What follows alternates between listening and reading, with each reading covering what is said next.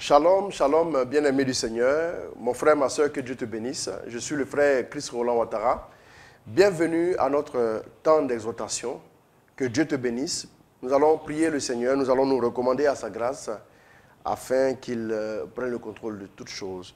Au nom du Père, du Fils et du Saint-Esprit.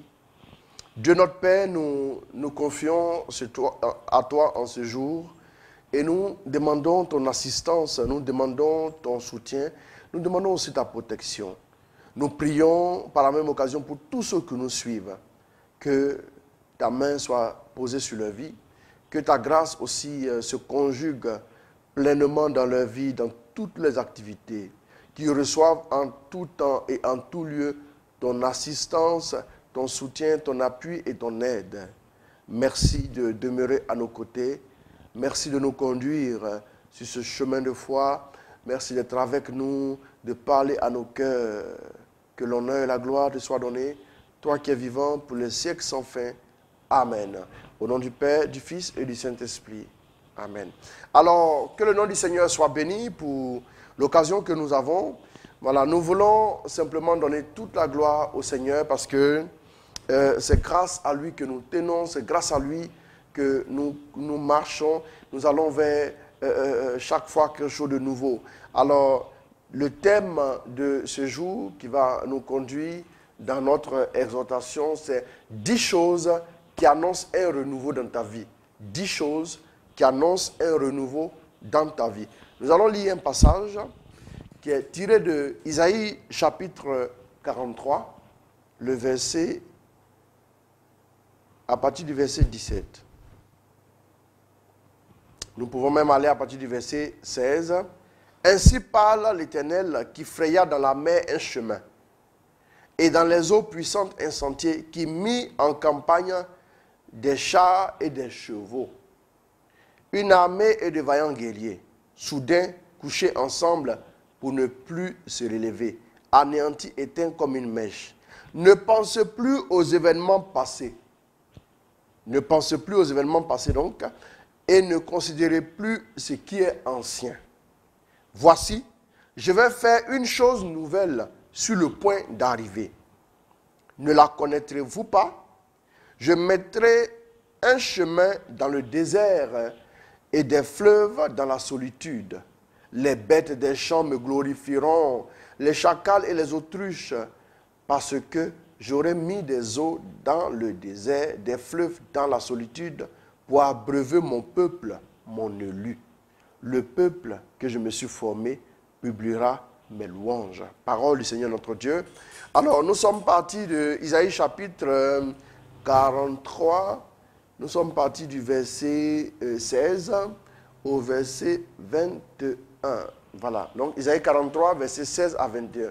10 choses qui annoncent un renouveau dans ta vie. Bien-aimés, tous autant que nous sommes, nous aspirons à quelque chose de nouveau devant le statu quo du même emploi avec le même salaire depuis des années, devant le statu quo dans le foyer, dans nos activités, dans tout ce que nous faisons. Nous aspirons vraiment à quelque chose de nouveau. Nous voulons voir toujours le Seigneur renouveler sa grâce dans nos vies.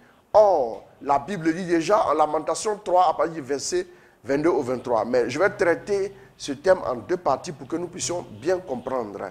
Donc, à Lamentation 3, verset 22 à 23, les Écritures nous disent que les bontés du Seigneur ne sont pas épuisées. Ça veut dire qu'en ce qui concerne Dieu, il ne peut pas connaître un épuisement. Dieu ne peut pas dire les comptes sont à sec ou bien les caisses du ciel sont vides. Non, Dieu ne peut pas dire ça parce que ses provisions sont infinies. Sa grâce est infinie. Mais il ne demande qu'à déployer cette grâce dans la vie des hommes. Il ne demande qu'à manifester sa grâce dans la vie des hommes pour que le monde entier voit combien Dieu est bon.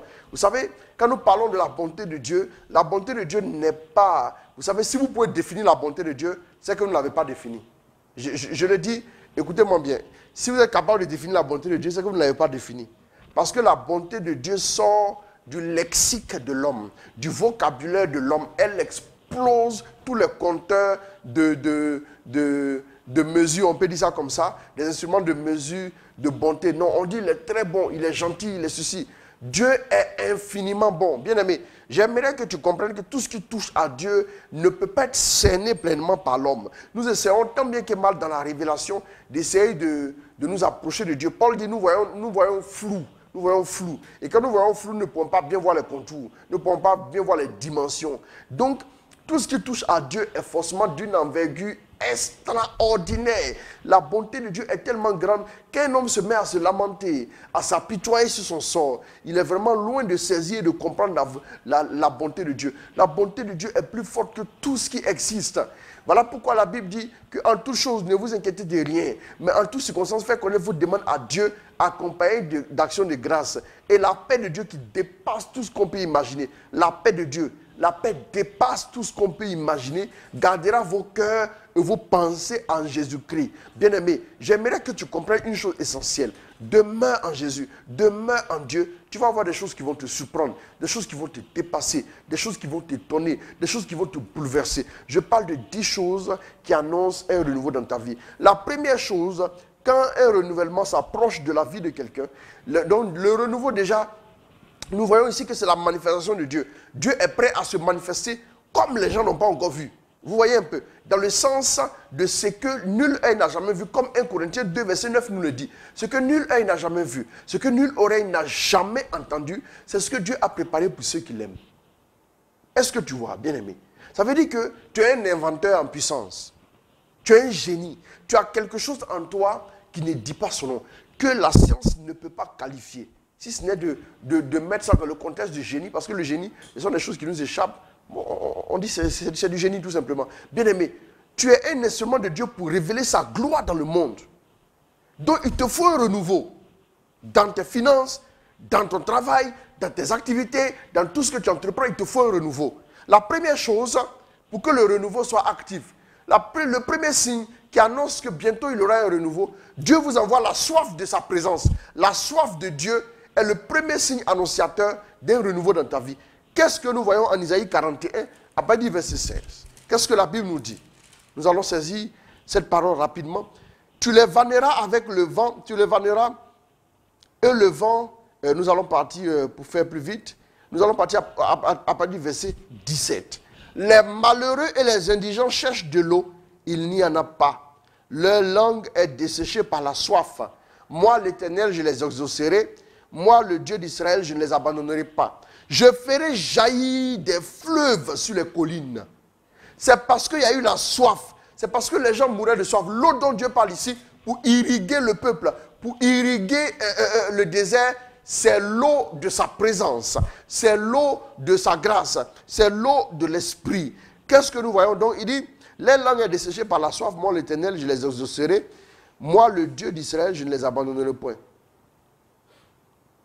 Donc, il dit, je ferai jaillir des fleuves sur les collines et des sources au milieu des vallées. Je changerai le désert en étang. Waouh, quelque chose de nouveau. Et la terre aride en courant d'eau. Et je mettrai dans le désert le cèdre pour qu'il ait cette manifestation glorieuse de Dieu où nous voyons le cèdre même dans le désert. L'acacia, le buis, l'orme, tout ce qu'il faut, l'olivier dans le désert. Il a fallu qu'il ait la soif. La soif est le premier facteur qui déclenche le renouveau dans la vie de quelqu'un. Il n'existe aucune nouvelle manifestation de Dieu sans une soif préalable. Il n'existe pas un réveil spirituel quelconque sans qu'il ait eu la soif. Quand des gens sont assoiffés, ils se retirent, commencent à crier qu'ils ont soif, ils sont désespérés, ils veulent voir quelque chose de nouveau. Là, le renouveau arrive. Le premier signe, c'est la soif de Dieu. Le psaume 63 nous le dit si bien. Le psaume 63 nous parle d'un homme qui était un amoureux infaillible de Dieu, un amoureux intarissable de Dieu, un amoureux inconditionnel de Dieu. Il dit, au psaume de David, lorsqu'il était dans le désert de Juda, dans le désert encore une fois, il dit, oh Dieu, tu es mon Dieu, je te cherche, mon âme a soif de toi, mon corps soupire après toi, dans une terre aride, desséchée sans eau. Ainsi, je te contemple dans le sanctuaire pour voir ta puissance et ta gloire. David ne voyait que de nouvelles choses dans sa vie, tout simplement parce qu'il avait soif. Le premier signe qui annonce un renouveau, c'est quand un homme commence à avoir soif, le renouveau n'est pas loin. Bien-aimé. Donc, le deuxième signe qui annonce un renouveau dans la vie d'une personne, c'est la prière. C'est la prière. Quand un homme volontairement se met à prier, il se met à prier, automatiquement, il est en train de faire quoi? Il est en train de préparer sa vie à expérimenter de nouvelles choses. Le renouveau n'intervient pas quand il n'y a pas de prière. Voyons un passage très important d'Isaïe. Isaïe, chapitre 38, nous allons partir à partir de quel verset? Voilà, à partir du verset 1er. En ce temps-là, Isaïe 38, à partir du verset 1, en ce temps-là, Ézéchias fut malade à mort. Fut malade à la mort. Le prophète Isaïe, fils d'Amos, vint auprès de lui et lui dit, ainsi parle l'Éternel, donne tes ordres à ta maison, car tu vas mourir et tu ne vivras plus. Mes amis, est-ce que quelqu'un qui a déjà une maladie mortelle, a-t-il besoin d'une prophétie encore pour mourir? A-t-il besoin d'une prophétie encore pour aggraver son cas? Bien aimé, quand quelqu'un est malade à l'extrême, c'est vers Dieu qui se tourne. Mais si le malade même qui a la maladie incurable reçoit un prophète qui vient maintenant lui dire que tu vas mourir, ça veut dire que non seulement la maladie est mortelle, mais Dieu lui-même a dit ça n'est fini d'Ézéchias. Il n'y a plus rien pour Ézéchias. C'est terminé pour Ézéchias. Même si Dieu, même si les hommes ont dit, vous savez, souvent les hommes disent pour certaines personnes que c'est fini. Mais Dieu n'a pas encore dit que c'est fini et ces personnes sont découragées. Et regardez même le cas d'Ézéchias, avant qu'on puisse lire la suite de l'histoire. Nous voyons déjà qu'il reçoit, non seulement il est malade, et puis de deux. Un homme comme Isaïe, dont la parole s'accomplit à coup sûr, vient encore donner une prophétie pour dire tu vas mourir. C'est comme si, est-ce qu'on peut mourir deux fois? C'est comme si notre ami Ézéchias allait mourir et encore mourir même. Vous voyez un peu? Son cas était fini. Il n'y avait plus rien pour lui. Mais qu'est-ce qui va se passer, bien-aimé? Donne tes ordres à ta maison parce que tu ne vivras plus. Donc, ça veut dire que la meilleure chose qu'on pourrait faire pour lui, c'est de l'avertir pour qu'au moins il ne soit pas surpris. Voilà. Donc, Ézéchias tourna son visage contre le mur et fit cette prière à l'Éternel. La prière a changé le cours des événements pour Ézéchias. La prière, a tout de suite créé un renouveau. Un renouveau dans sa vie. Donc, il fit cette prière. Oh Éternel, souviens-toi que j'ai marché devant ta face avec fidélité et intégrité de cœur et que j'ai fait ce qui est bien à tes yeux. Ézéchias répandit d'abondantes larmes. Ézéchias répandit d'abondantes larmes. Puis, la parole de l'Éternel fut adressée à Isaïe en ces termes. Donc, vous voyez que Ézéchias tout de suite fait quoi? Il se retourne vers le mur et il commence à prier. Il prie, bien aimé. Quand un homme prie quelque part, le renouveau n'est pas loin de lui. C'est aussi une voie par laquelle le renouveau de Dieu se manifeste dans la vie des hommes. Des hommes ont prié dans des pays et le renouveau de Dieu est arrivé. Des hommes comme Evan Roberts au pays de Galles ont prié pendant des années. Et il y a eu un bouleversement extraordinaire dans cette contrée. Même dans les bars, les gens tombaient à genoux et voyaient la gloire de Dieu. Donc il pria. La Bible dit, Ézéchias tourna son visage contre le mur et fit cette prière à l'Éternel. Ô Éternel, souviens-toi que j'ai marché devant ta face avec fidélité et intégrité de cœur et que j'ai fait ce qui est bien à tes yeux. Et Ézéchias se répandit d'abondantes larmes. Puis la parole de l'Éternel fut adressée à Isaïe en ces termes. Va et dit à Ézéchias, ainsi parle l'Éternel. Le même Dieu qui a dit c'était fini, le même Dieu fait un renouveau. Waouh! Va et dit à Ézéchias, ainsi parle l'Éternel, le Dieu de David ton père. J'ai entendu ta prière, j'ai vu tes larmes. Il dit, j'ai entendu ta prière, j'ai vu tes larmes. Il dit quoi? Voici, j'ajouterai à tes jours 15 années. Waouh! Je te délivrerai, toi et cette ville. La prière de Ézéchias a donné non seulement une espérance pour lui, mais elle a donné une espérance pour la ville. Il dit, je te délivrerai, toi et cette ville, de la main du roi d'Assyrie. C'est Sennacherib, nous connaissons son histoire, c'est le roi d'Assyrie. Voilà, et je protégerai cette ville, et voici de la part de l'Éternel, le signe auquel tu connaîtras que l'Éternel accomplira la parole qu'il a prononcée. Je ferai reculer de 10 degrés en arrière, avec le soleil, l'ombre des degrés qui est descendu sur les degrés d'Akaz. Ça, c'est le verset 7 à 8. Bien-aimés. Qu'est-ce que nous voyons ici? La prière déclenche le renouveau. Nous pouvons voir aussi cela en 2 Rois 19, verset 14 à 20. Voilà. Et bien-aimés, il y a la prière aussi du cas de Manoah qui a prié en Juge 13, verset 8 à 21. Donc, le deuxième point qui déclenche le renouveau dans ta vie, c'est la prière. Le deuxième point annonciateur du renouveau, c'est la prière. Le troisième élément qui annonce un renouveau dans la vie d'un homme, c'est l'apparition de l'ange. L'apparition de l'ange. Qu'est-ce que nous voyons? Nous voyons que en Josué chapitre 5, le verset 13. Josué chapitre 5, le verset 13, qu'est-ce que nous voyons? Au moment où la bataille de Jéricho a approché, nous avons l'histoire des murs de Jéricho qui sont tombés en Josué 6. Mais avant que les murs de Jéricho ne tombent en Josué 6, il a fallu que quelque chose se passe en Josué 5. Pour qu'un renouveau se réalise dans la vie de quelqu'un, l'un des signes annonciateurs, c'est l'apparition de l'ange. L'apparition de l'ange. Quand l'ange apparaît, ça a été un renouveau pour l'humanité. Il annonce à Marie ce qui doit venir. Quand l'ange apparaît, ça a été un renouveau pour l'humanité. Il a roulé la pièce, il est assis dessus. C'est un renouveau, la résurrection. Quand l'ange apparaît, c'est encore une autre dimension, un autre renouveau. Qu'est-ce que nous voyons? C'est Jésus qui est enlevé et l'Esprit doit venir. Donc alors, il reste... c'est plutôt Josué. Je me suis arrêté sur le livre des juges. Voilà, rapidement. Nous allons trouver le livre de Josué. Voilà. Donc, nous voyons ici Josué 5, Voilà. Josué 5, très rapidement. Voilà. Josué 5, verset 13. Comme Josué était près de Jéricho, il leva les yeux et regarda. Voici un homme se tenait debout devant lui, son épée nue dans la main. Il alla vers lui et lui dit, es-tu des nôtres ou de nos ennemis?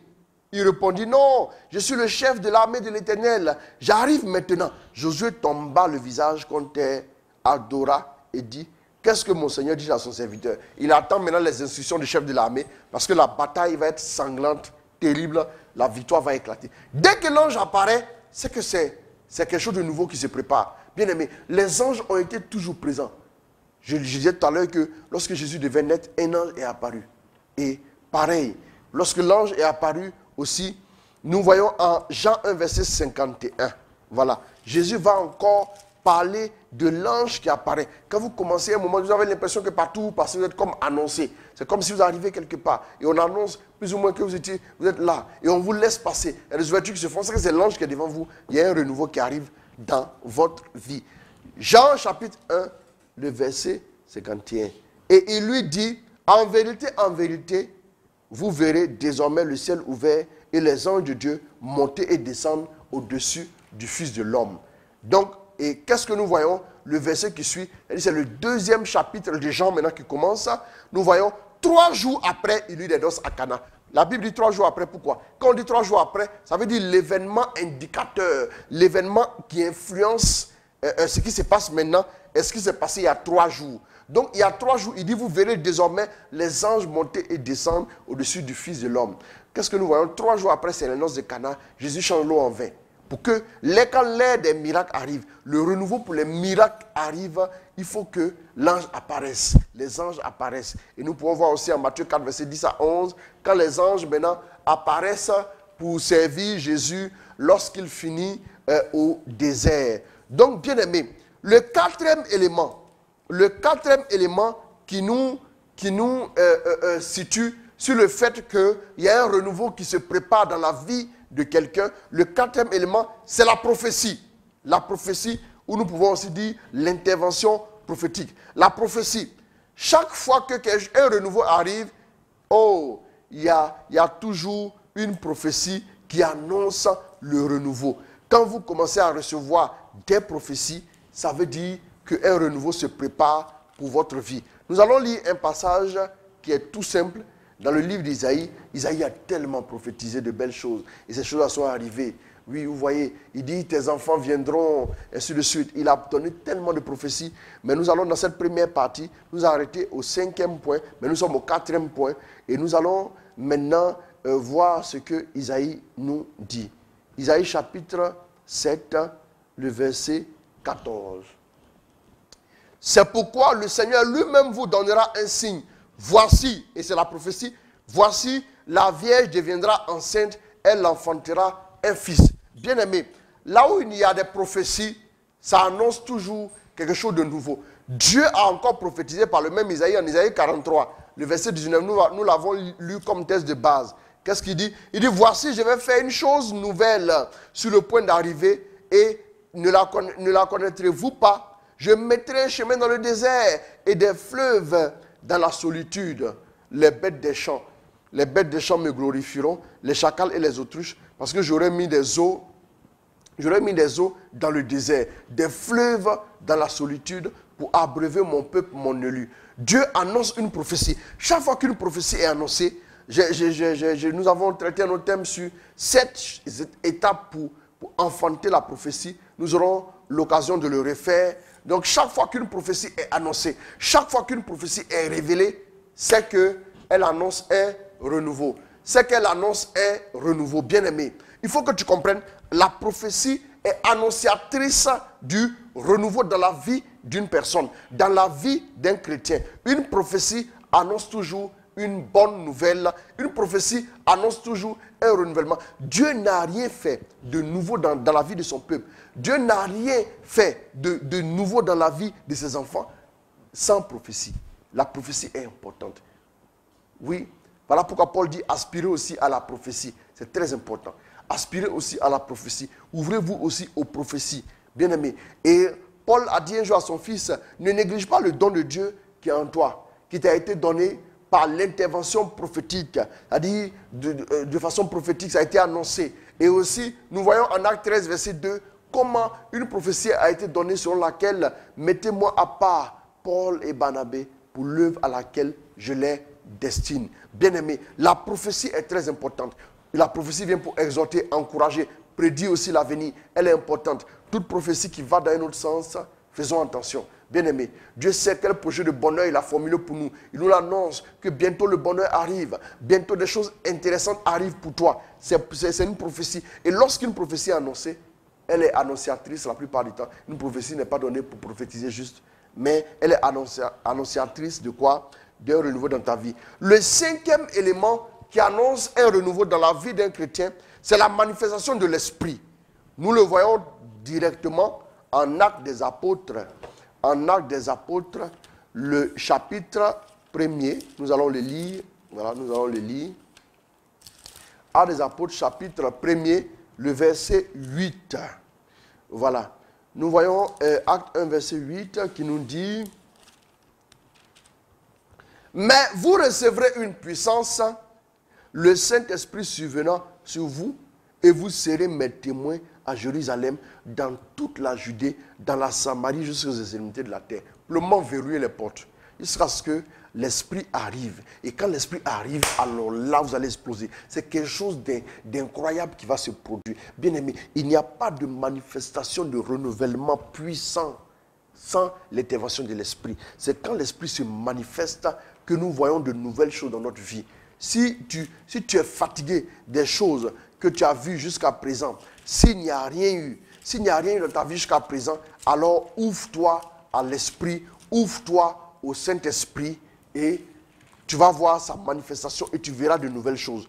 Nous allons voir Luc 24, verset 49 et nous allons prendre un dernier passage pour ce point et nous allons juste nous arrêter la première partie. Luc 24, verset 49. Qu'est-ce que nous voyons? Luc 24, verset 49, nous voyons tout de suite, il dit, et voici j'enverrai sur vous ce que mon Père a promis. Mais vous restez dans la ville jusqu'à ce que vous soyez revêtus de la puissance d'en haut. Pourquoi il met la restriction de ne pas bouger tant que l'Esprit n'est pas venu? C'est parce que l'Esprit qui est capable de faire de nouvelles choses. Allons-y rapidement en Isaïe 32. En Isaïe 32, et nous allons, juste pour cette première partie, nous arrêter pour ne pas que ce soit trop long. Isaïe 32, à partir du verset à partir du verset 15, qu'est-ce que nous voyons? Nous allons partir même à partir du verset 12. On se frappe le sein au souvenir de la beauté des champs. On dit au souvenir, ça dit maintenant, on est dans les difficultés parce qu'on se rappelle, oui, le bon vieux temps. Voilà, au souvenir de la beauté des champs et de la fécondité des vignes. Sur la terre de mon peuple croissent les épines et les ronces. Même dans toutes les maisons de plaisance de la cité joyeuse, le palais est abandonné. La ville est bruyante, la ville bruyante est délaissée. La colline et la tour serviront à jamais de caverne. Les ânes sauvages y joueront, les troupeaux y paîtront, jusqu'à ce que l'esprit soit répandu d'en haut sur nous. Ah, et que le désert maintenant se change en verger. Jusqu'à ce que, c'est-à-dire l'ancien prendra fin quand l'esprit arrivera et le renouveau sera initié. Quand l'esprit tombe sur la vie de quelqu'un, à un moment donné, quand tu sens que le Saint-Esprit commence à te bousculer, commence à descendre sur toi dans une autre dimension, ça veut dire que ça prépare quelque chose de nouveau. Il dit jusqu'à ce que l'esprit soit répandu d'en haut sur nous et que le désert se change en verger et que le verger soit considéré comme une forêt. Alors, la droiture habitera dans le désert et la justice aura sa demeure dans le verger. L'œuvre de la justice sera la paix. Le fruit de la justice sera le repos et la sécurité pour toujours. L'endroit sera embelli et renouvelé quand l'esprit va descendre à nouveau. Bien-aimé, quand l'esprit se manifeste, quand l'esprit descend sur la vie de quelqu'un, quand l'esprit touche et bouleverse quelqu'un, c'est le signe d'un renouveau. Voici les 5 premiers signes qui annoncent un renouveau dans ta vie. J'aimerais que tu retiennes cela et que tu médites là-dessus. Nous allons prier le Seigneur. Père, relâche quelque chose dans la vie de tes enfants. Bénis-les, visite-les, comble-les de toutes sortes de grâces et de faveurs, de bénédictions. Annonce-les des prophéties, manifeste-toi par le Saint-Esprit, crée en eux la soif, donne-leur de désirer la prière et même aussi, oui, d'aller encore plus loin avec toi. Que ton nom soit glorifié, toi qui es vivant, pour les siècles sans fin. Amen.